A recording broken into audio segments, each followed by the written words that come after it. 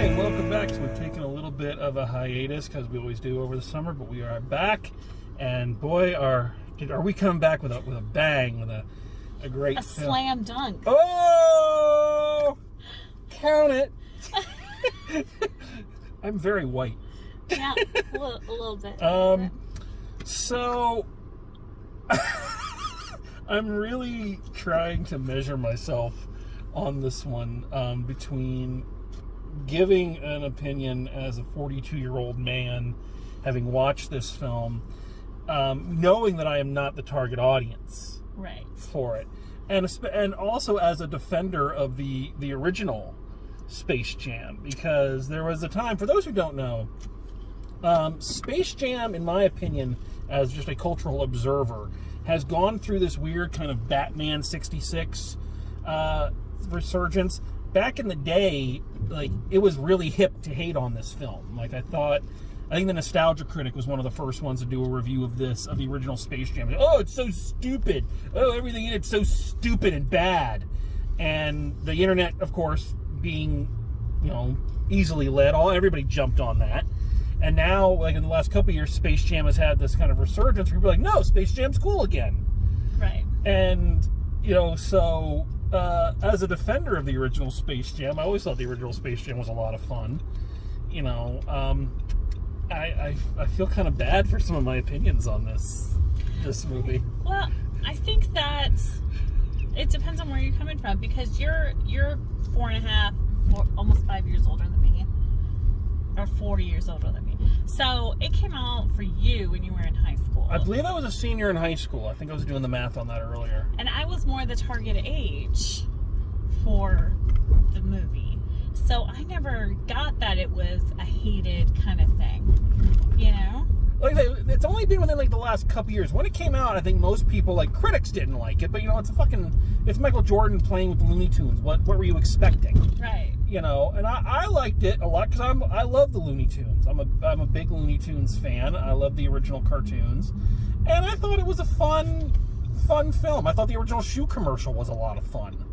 The one where they're like, Michael Jordan and Air Jordan and Hair Jordan. right? I thought so. Those were a lot of fun. So it was a fun premise, and I liked the first one a lot. And what's weird is you would think this one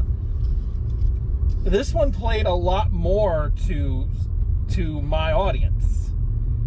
Like the nostalgia? Yeah, this film is marinating in, like, needle drops and references and cameos and all this stuff, all aimed at people my age, because I doubt most of the kids in the audience are going to get who half of the spectators at the final basketball game are.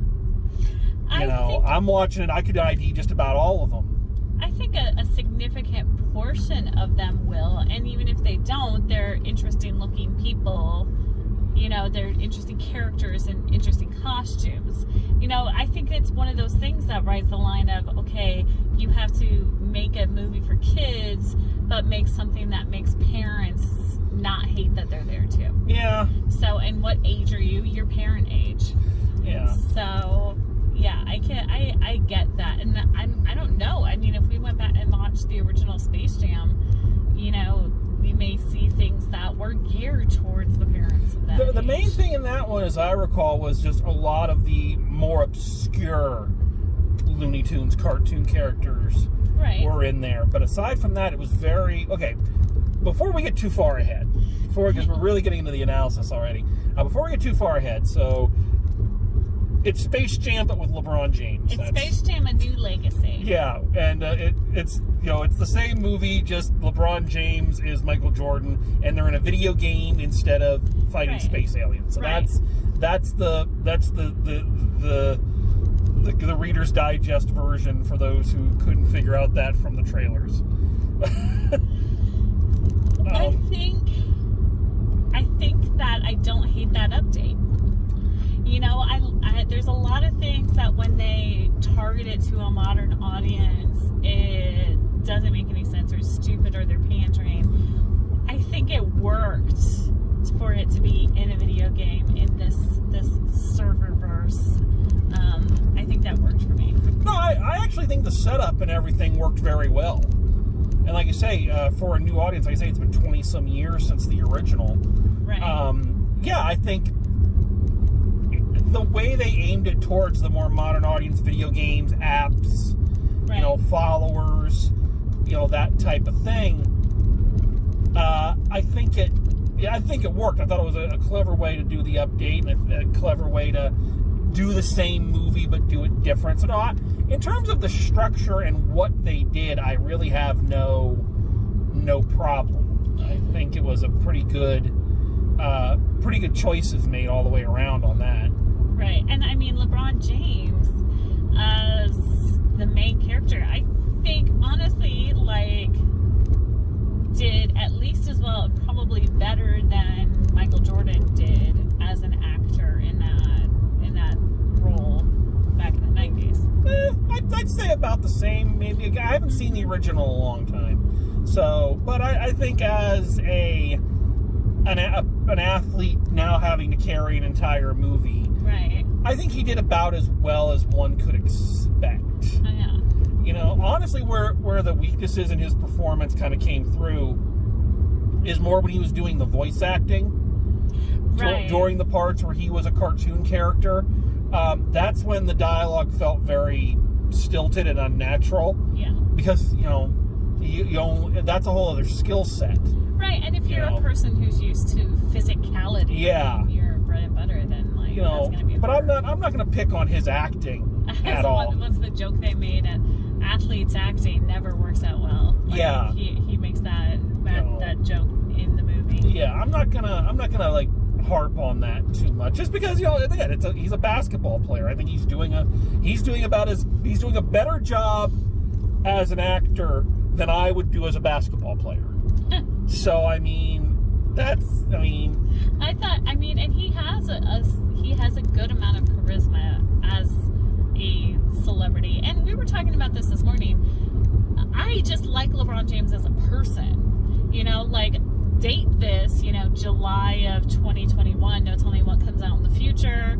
If something horrible happens. We've learned the hard way, like going, oh, that person's really nice. And it's like, oh, shit. But Look what they just tweeted. At this point, LeBron James has shown himself to be a stand-up person who gives back to the community and who is an all-around good guy, and so I can get behind him in a kids movie. Yeah. You know?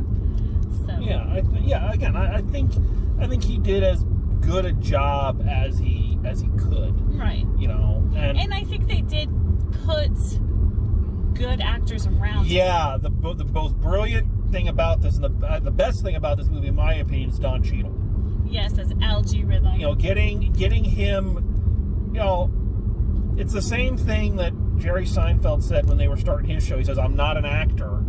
I can't carry a show. You need to get me people around me who can do that, and that's where Jason Alexander came in. Right. You know, if you really watch Seinfeld, it's really the Jason Alexander show. You know, and I think that's the same thing here. In terms of acting, this is the Don Cheadle show. Right. And he's awesome. And the kid who they get to play his son is pretty good. He's passable. Yeah. I've seen worse child actors. I've seen better. Right. But I've seen worse, and having worked primarily with young actors, I know, you know, I think he's got some chops to him. He did a pretty good job. Yeah, and I think that the kid, the brother, and the wife, Sonequa Thomas Green, I want to say her name is. I've seen her in a couple of things. She plays his wife. She did a really good job emoting in the parts where maybe LeBron couldn't really emote that well. I think they did as good as they could. In certain cases with the talent they had, and in other cases with the material they were given. Right. Sarah Silverman doing a Parker Posey impression. Yeah. This one. They could probably it felt like they couldn't get Parker Posey to play this. Which is weird because what's executive. Parker Posey doing? And so Sarah Silverman pretended to be Parker Posey. Yeah. And she talked in a really low voice, which is annoying because if you can talk in that register, then why have I heard you talking in this register for the last 20 years? Yeah. plays Glenn in The Walking Dead, who does not age, looks exactly the same age as he did at the beginning of The Walking Dead, which has got to be, what, 15 years ago now? I don't know. So, yeah. But, you know, they did a really, you know, good job of supporting cast. They got all the original, like, they had to, like, go out and scout the tunes. They had all of the Looney Tunes represented that were in the original Space Jam. Yeah. Now you want to talk about things you don't like about it. Again, I'm trying to weigh my expectations because, again, it's a Space Jam movie. So and I get where you're coming from, because to me, we went with my 3 kids. It's you know, my youngest daughter's birthday. She's turning 10. Yes. And all of them hate sports. I think we should mention that. And this was what she wanted to do, was to go see Space Jam, and so she loved it. Yeah. You know, she had to go to, like, you know, got a giant icy and had to go to the bathroom about 3/4 of the way through, but refused to go because she didn't want to miss anything. Yeah. You know? So that says a lot. Yes. Again, and especially since all 3 of them hate sports. Right. We won't discuss the League of Their Own fiasco. Oh my gosh. But, you know. Why are you sitting here making us watch a baseball movie? Yeah.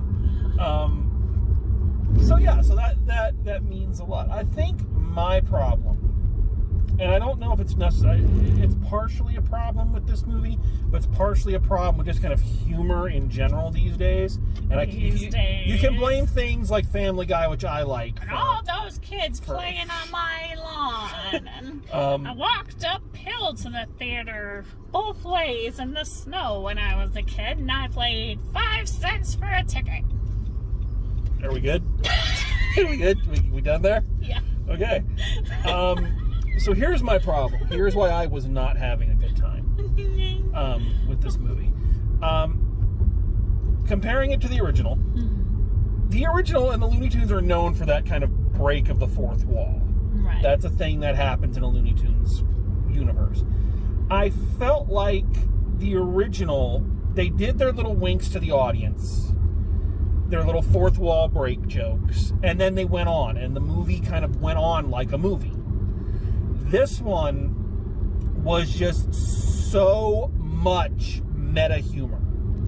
It was partly all meta humor, and the other part was Warner Brothers going, "Look at all the shit we own.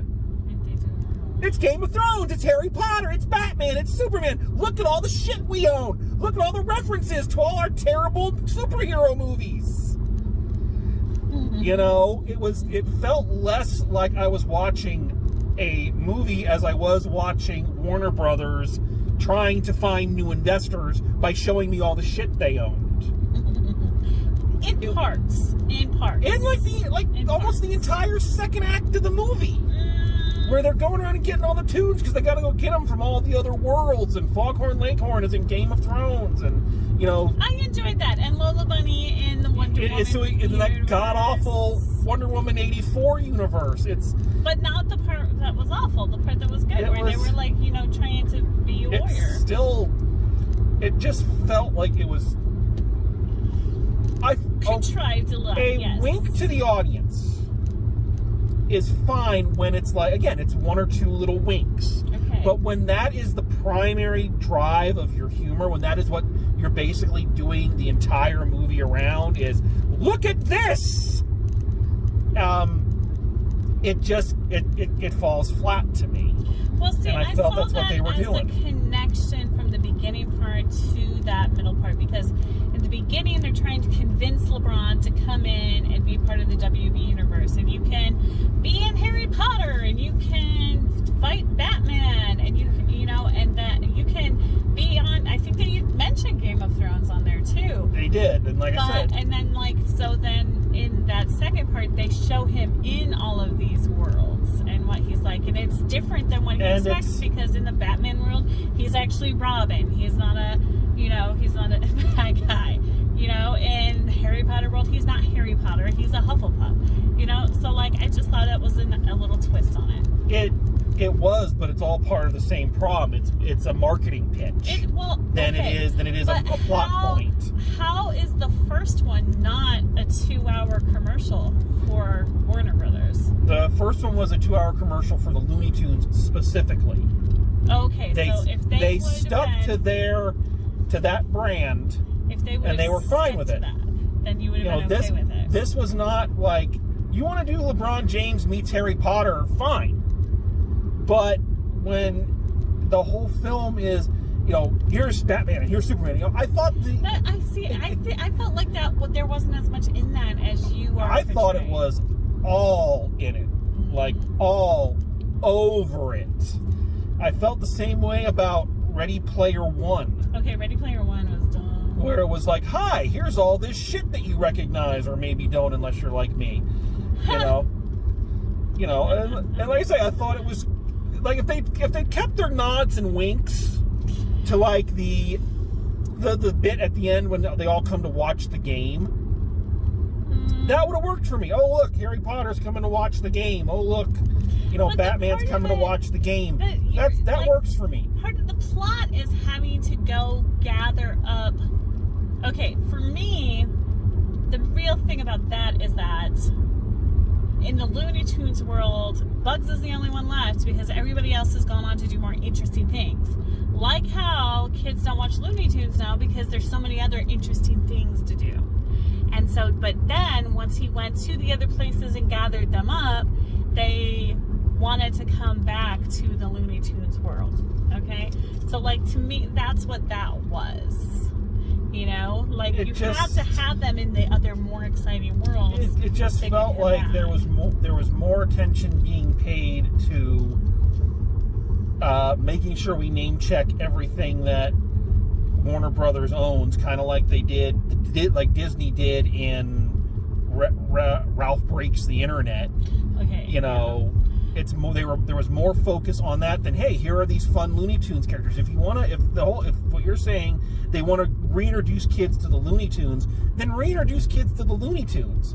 But none of their personalities were really on display there. They were just kind of support. What they do in something like that, part of the way you reintroduce kids into something is that you associate it to something that they're already familiar with. I don't think that's necessarily true. I think you just do it and say, here they are, and people go, hey, this is fun. Where else can I see this? Well, we will agree to disagree on that. But I will say that I did have a problem with the way that they're playing Tweety Bird. Like, Tweety was never, I don't know, they made her so helpless, and Tweety was outsmarting Sylvester most of the time. See, that's what I'm saying, is that the Looney Tunes characters themselves got next to none of their personalities in there because we were too busy shoehorning Superman references. I don't think it's that they were too busy shoehorning that. I think that whoever is writing this did not... Okay, so you know how you talk about when you parody something, you have to love the material? Yes. I don't think whoever wrote this loved the Looney Tunes. And that's a problem. And so that, like, I get that. I would agree with you on that. That if you're going to see it as a Looney Tunes fan, then you're going to miss... Which to me is part of why you're doing it. Yeah, well, you're going to... Honestly... If you're going to go see this, you're either A, a LeBron James fan. That's why people are going to see it. Or B, you're a Looney Tunes fan. Because, again, when I went and saw the original, I don't give a shit about basketball. Do you know why people are going to see it? Is because they have 8 bazillion commercials, and every store you go into now has Looney Tunes retro stuff. And anything that's 90s now, you've seen the way my daughter's dressed, anything that's 90s now is cool again. So that's why people are going to see it. It's not that, like, I don't know that my kids have really watched the Looney Tunes. I know, like, I mean, they haven't really been around, So, I don't know. But I will say, speaking of things from the 90s, to me what this was a throwback to those movies in the 90s that were just good movies for kids that the whole family doesn't mind watching. And that we don't really, like, they used to have all kinds of them when I was growing up, and there's not a whole lot of them now. You know, there's just not. There's, you know, I could probably count on one hand the movies that I enjoy that my kids also enjoy. It's either straight up Disney movie or like something like terrible, like the zombies movies. Don't let River see this. Don't let her hear that. She said it. She said it. I'm just pointing that out. She said it, not me. But I think that this is a good family. Like, it's kind of cheesy, kind of fun, make stupid jokes, exciting sporting event.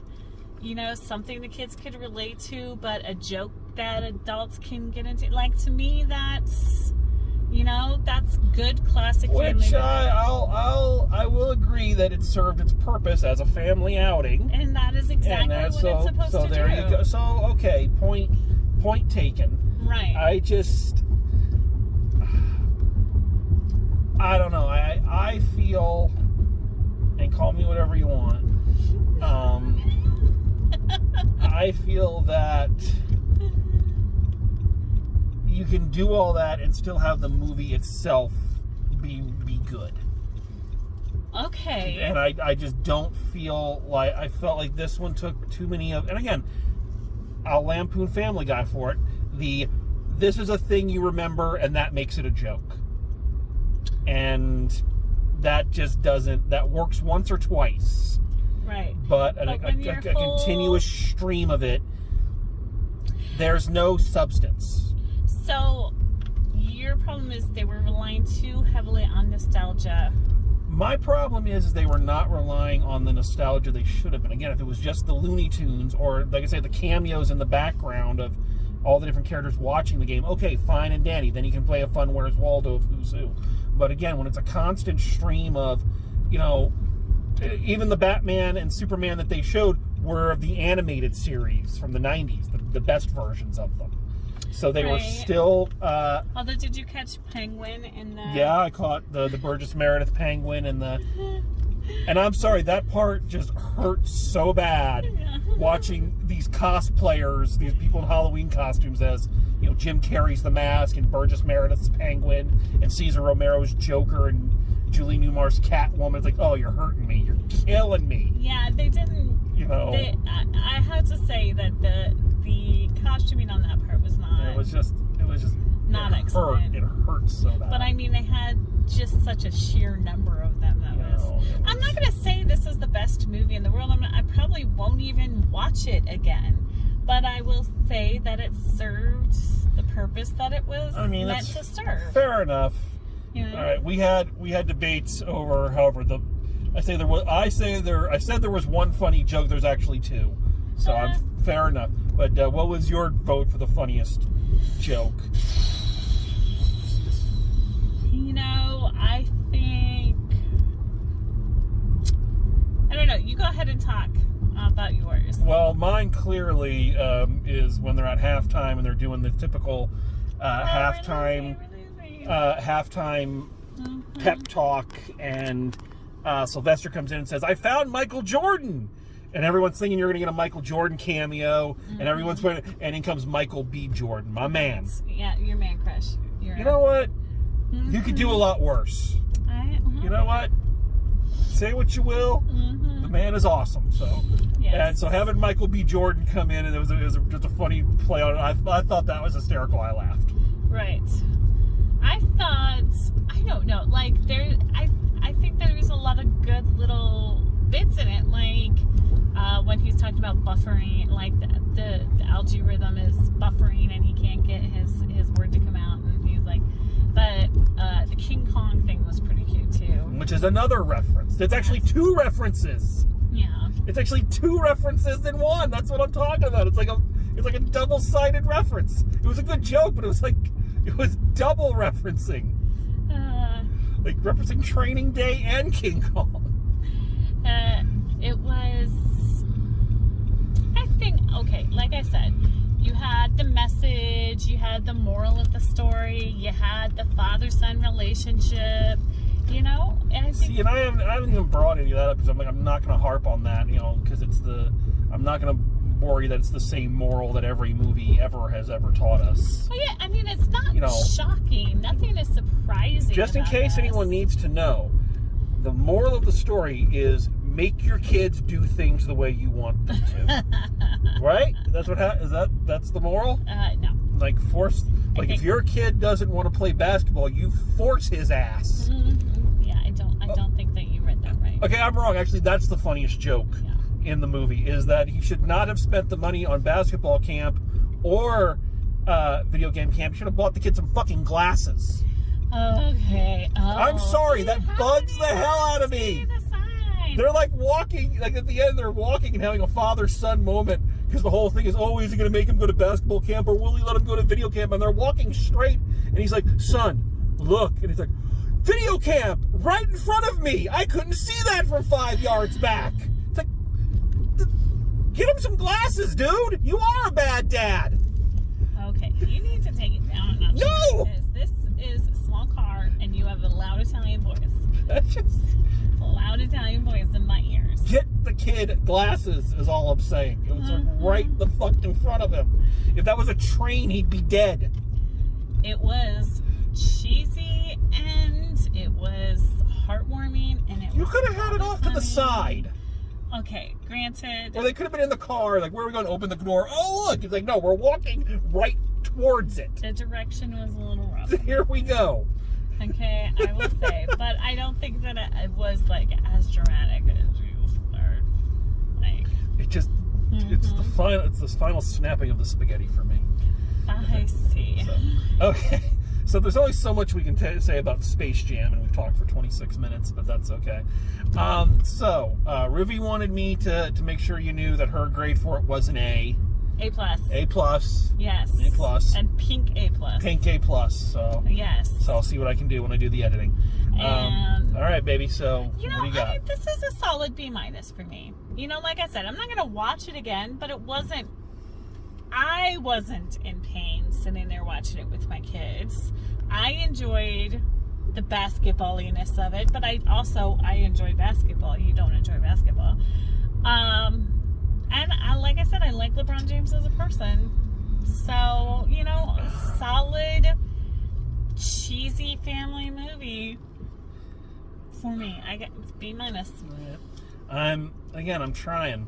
I'm really trying, and I'm trying not to adhere to stereotypes, but I'm gonna have to adhere to my stereotype here, and I am gonna give it a lower grade than you are. I'm going a C- on this one. And LeBron James, again, as of this recording, is a lovely person. So, you know, let's hope that I did think a lot of the basketball was pretty good at the end. I thought I thought that the changes and the tweaks they made to the premise and the formula were all pretty good. So, but again, it was too much. It was too meta, too self-referential. Too much of Warner Brothers trying to dig themselves out of the pit that they've dug for themselves with their superhero movies, since Marvel is just kicking them in the balls repeatedly. Well, I don't think it's just the superhero movies. I think that, other than the Harry Potter franchise, like... Yeah, they got nothing. Warner Brothers has done well with some TV shows. Oh yeah, their superhero TV shows were awesome. Well, and even not superhero TV shows, like the teen drama type stuff that they do. That's great. I think that maybe they've not done so well in movies, and they're trying to fix that. And so far, it's not working out well for them. Yeah. So I can appreciate their need to kind of remind everybody, oh hey, remember this thing that you liked? We own it. But that does not a movie make for me. Yeah. So I'm sorry, I have to go a C- on this one. That's actually higher than I expected you to give it. Because you just kept staring off into the distance. Well, it did exactly what it was supposed to do, like you said. That's why I'm trying to taper my expectations. If I was being a real asshole, I'd rip it apart. But you are right in that it did everything a movie like this was supposed to do. It was a fun family outing. The kids enjoyed it. Mm-hmm.